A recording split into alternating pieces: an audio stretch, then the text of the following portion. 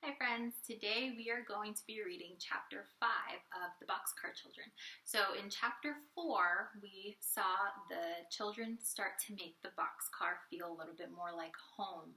They made beds on one side and they decided that the other side would be like a living room or a kitchen sometimes, and they felt so safe in the boxcar that they were able to fall right asleep at night and not worry about anybody finding them. So in chapter 5, let's see, the title is The Explorers Find Treasure. The next morning, Jessie woke up first, and she got up at once because she was the housekeeper. The dog sat in the door of the boxcar and looked at her as she jumped down to get the milk for breakfast. Then he jumped down after her. Jessie walked down by the little brook and stopped to look at the waterfall. It was beautiful. I must look in the refrigerator, she said with a laugh. It was a funny refrigerator. There was a rock behind the waterfall, and the night before, Jessie had put the 2 bottles of milk in a hole in this rock. Now she took out the bottles and found that the milk was very cold. Is it good? Called Benny, who sat in the car door. It's delicious, cried Jessie. It's cold, too. She got up into the car with the milk and sat down next to Benny. Then the 4 children drank the milk for breakfast. Henry said, "Today I'll go to town and try to get some work to do.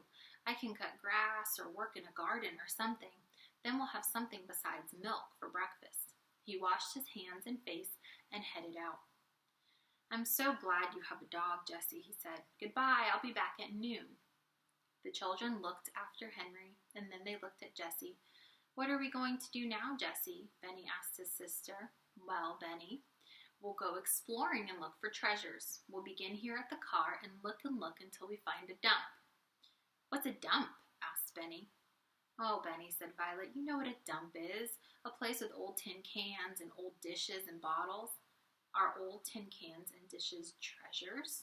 Benny wanted to know. "They will be treasures for us," answered Jessie, laughing. "And wheels?" asked Benny again. "Will there be any wheels at the dump?" "Maybe," replied Violet, "but cups, Benny, and plates, and maybe spoons."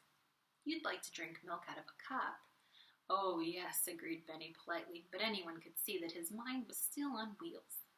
The explorers started walking down the old rusty tracks, and Watch hopping along on 3 legs.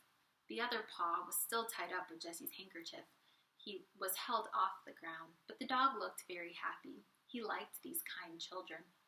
They all walked along through the woods, looking this way and that. After a while, the old track came out into the sun, and the explorers found that they were on top of a hill. They could look down and see the town below them.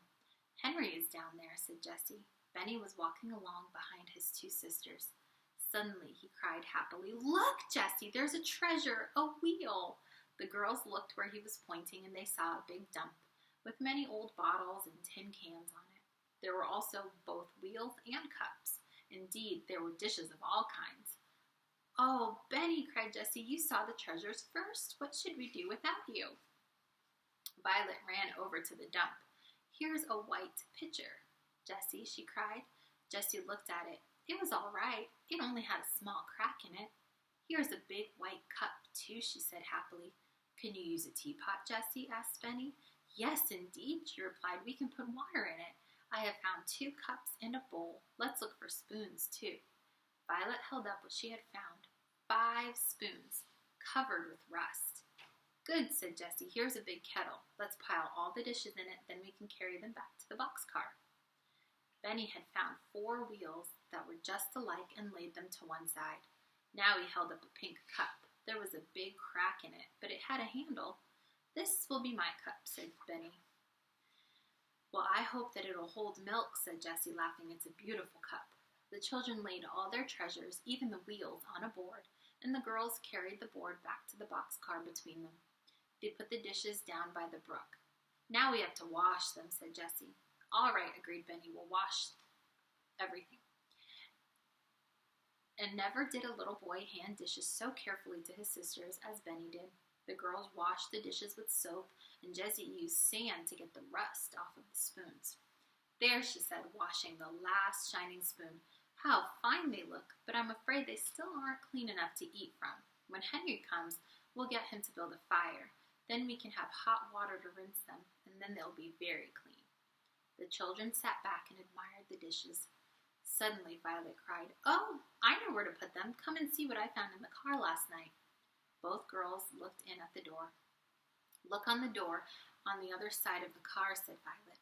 All Jessie saw were 2 pieces of wood nailed to the closed door of the car, but she knew at once what was in Violet's mind.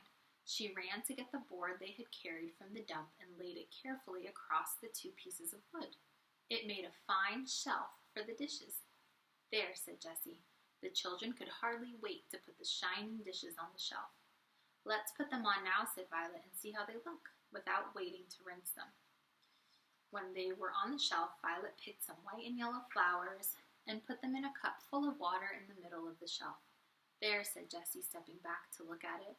"You said 'there' 3 times, said Benny happily. "So I did," replied Jessie, laughing, "and I'm going to say it again."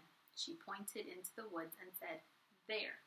Henry was coming through the woods, and he carried some funny-looking bundles in his arm, but he would not open his bundles or tell them what he had been doing until it was time for dinner. But here is the shelf that they made, with the piece of wood and the things that they found and some flowers. I think it looks beautiful. "Where did you get the dishes?" he said when he saw the shelf. "We went exploring," said Violet, "and we found them in a dump."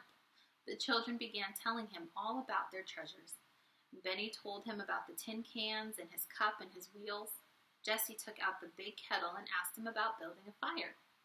"We want to use the dishes to eat from," she told him, "and it's hard to get them clean in cold water." So Henry made a small fire in an open place where it could not burn anything. He put big stones all around it. "We ought to have a fireplace," he remarked. Jessie cleaned the kettle with sand and filled it with water. Then Henry put it on the fire, and soon the water was boiling, and Jessie rinsed the dishes carefully. "Now I know they're clean enough to eat from," she said happily.